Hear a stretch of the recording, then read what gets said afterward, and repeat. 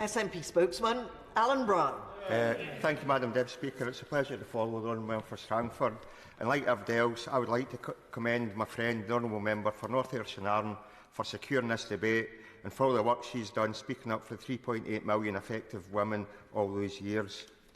Now, I would also like to commend all the others that have spoke in this debate today. It's been powerful speeches and powerful but unfortunately harrowing stories about how various constituents have been affected by these increases in state pension age for women. Now, there is backbench consensus today that the Government has dragged its heels. A response is long overdue now and that compensation is due. We've also disabused the nonsense that women should have known about increases in state pension age. Financial advisers didn't even know. Lawyers didn't even know. As my honourable friend for Livingston said, divorces were granted on the basis of women accessing pensions at age 60. Now, some Labour backbenchers today, Madam Deputy Speaker, rightly criticised the Government for the lack of actions and for their policies elsewhere, but then somehow bristled at the SNP speakers calling out the silence of their own front bench. Now, we are willing to work cross-party, but we also need to pressure for action. If we don't call out what we think is wrongdoings, then we're not doing the right thing for the WASPI women that we're all here to represent today. Madam Deputy Speaker, we wouldn't actually be in this chamber today debating this as parliamentarians if it was not for the fantastic campaigners such as the Ayrshire WASPI Group, Cunning WASPI Group, my constituency, WASPI Scotland and of course the wider WASPI organisation. And I pay tribute to my constituent Anne Hamill, who brought it to my attention in my early period as an MP in 2015. And again, it was heartening to hear so many MPs also commend their local campaigners. Now, in terms of the Ombudsman report, there are a few key aspects. The findings and confirmation of maladministration of DWP, compensation to be paid and government failures. And I want to explore these in turn. Now, it's clear the Ombudsman has not only confirmed they believe that the DWP was guilty of maladministration, but expressed an outright anger at the belligerence of the DWP and therefore, by default, this Tory government. And I welcome the robust comments of the Ombudsman Chief Executive, Rebecca Hillingsrath, who stated, "The UK's National Ombudsman has made a finding of failings by the DWP in this case and has ruled that women affected are owed compensation. DWP has clearly indicated that it will refuse to comply. This is unacceptable." Now, I agree with her. It beggars belief that in 2024 the Government is suddenly pretending this Ombudsman report is a bolt out of the blue and very complex. It's 3 years since the Ombudsman found that the DWP was guilty of maladministration regards communication or lack of regards the increase in state pension age. And it's scandalous that the Ombudsman is actually having to ask Parliament to find a way to create a mechanism to provide compensation for those affected.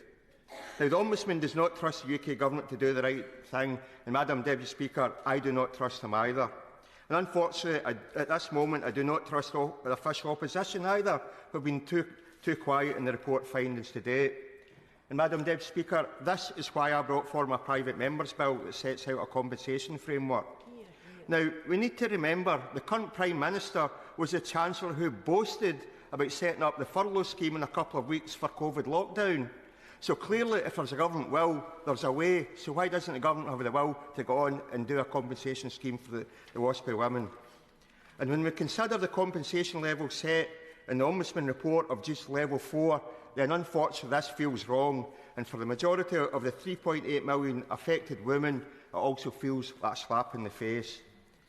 Compensation levels of between £1,000 and £2,950 is inadequate in terms of maximum payouts. The WASPI APPG recommended level 6 for the worst affected, and my private member's bill is similar.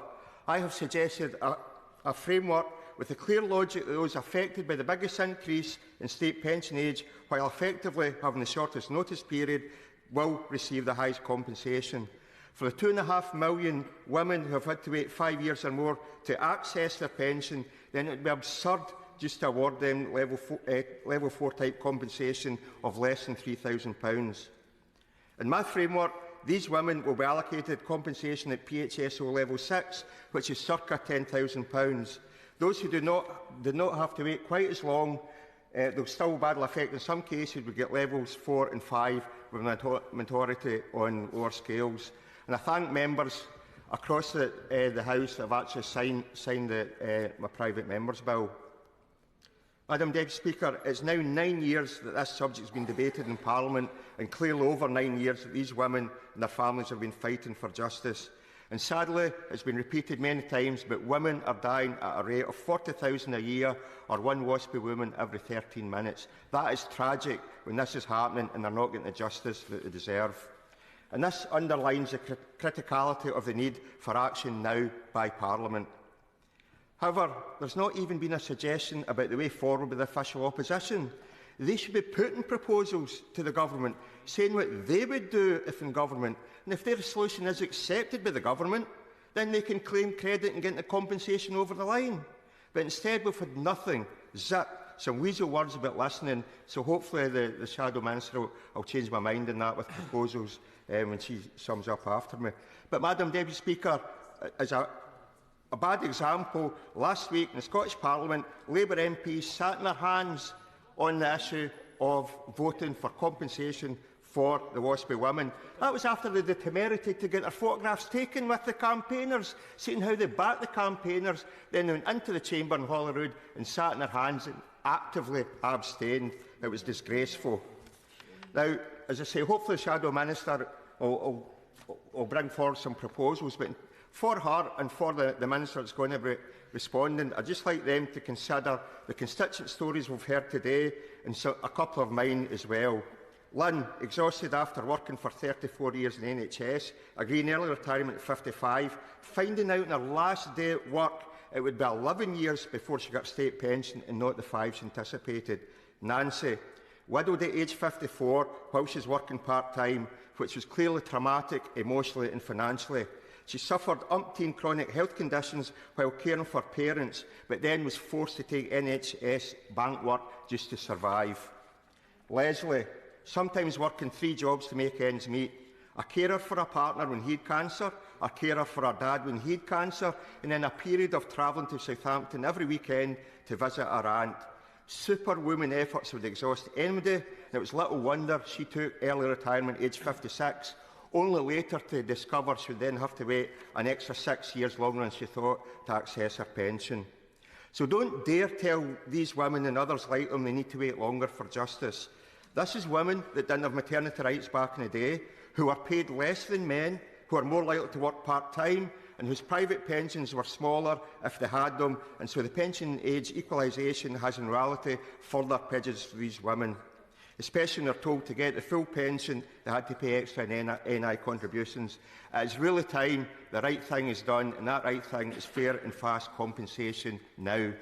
Hear, hear.